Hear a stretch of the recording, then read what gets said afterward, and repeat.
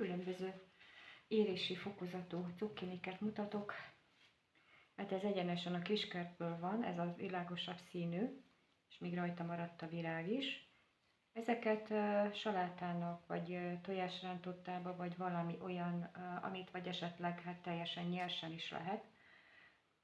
A következő az, ami már ilyen közepes állapotú, hát, vagy közepes érettségű, hát ezeket akármire lehet használni, bármilyen, tehát akár fasírtnak, vagy akár különböző tésztákhoz, vagy bármi.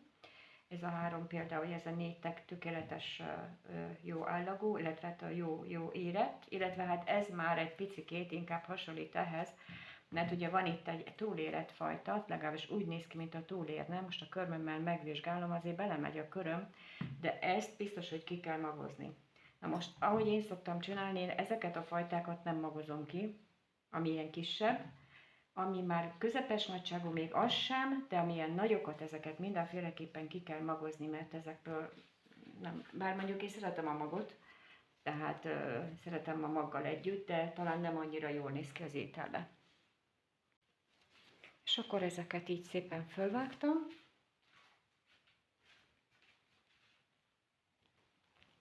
És fogok egy olyan kanalat, aminek éles a széle, és ezzel csak így szépen, mint a tököt.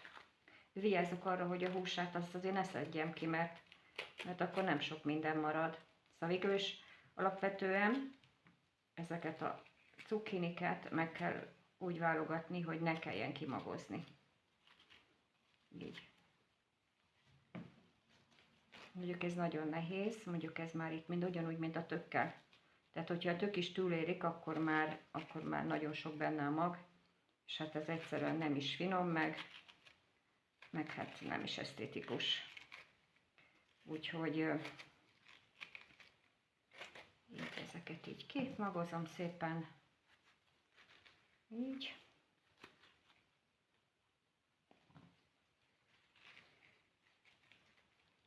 Mondjuk ezt sem kéne az ember, hogy eldobja, de majd erre is kitalálok valamit, hogy mit lehetne csinálni.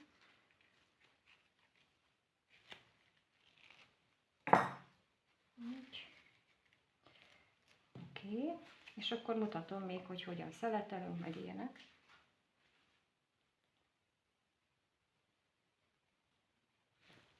Ezeket, amit kimagoztam, azt például többfőzeléknek, bocsánat, a cukkinifőzeléknek, mint ahogy most itt mutatom. Jó kis, sok időt megért reszelő, mert mindenféle színe van. Tehát ez például többfőzeléknek, vagy például ugyanúgy salátába is szoktam így ezzel a reszelővel reszelni. Ugye van itt egy kés, és akkor annak még. És még ez a nagyon modern reszelőkészletem most még nincs, azt be kell, hogy szerezzek. Így, és akkor, na még egyet, és akkor folytatom a többit. Ez tökéletesen jó, mert ezzel a nagyságúval hamar meg fog főni, vagy pedig, hogyha salátának nyersen fogyasztja az ember, akkor is tökéletesen jó állapotú, tehát nem kell vagdosni, bár van, amikor vagdosom, tehát attól függ.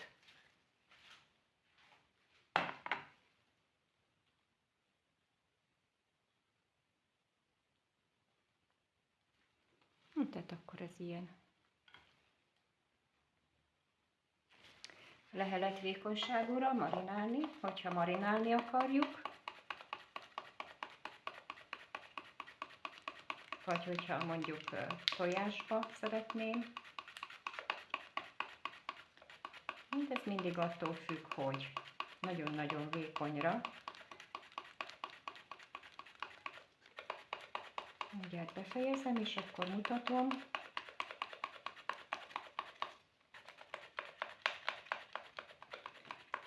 Nagyon-nagyon kevés reszelő az, ami annyira vékonyra le tudja szeletelni, vagy szeletelő. Oké. Tehát ezt mutatom akkor, hogy ezek ilyen nagyon-nagyon halvány színűek, illetve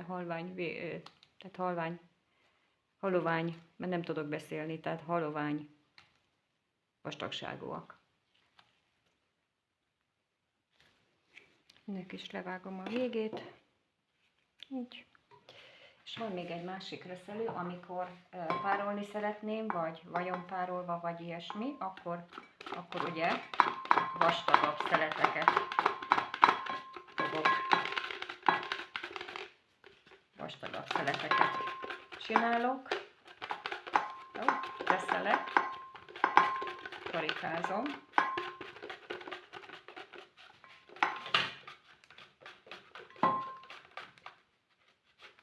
Oké. És akkor hát ezek ennyire, ilyen vastagok. Nem mindegy, hogy mennyire. Az örök klasszikus a reszelés. Ebből ugyanúgy lehet tököt, süteményt, bármit, muffint ezzel a módszerrel.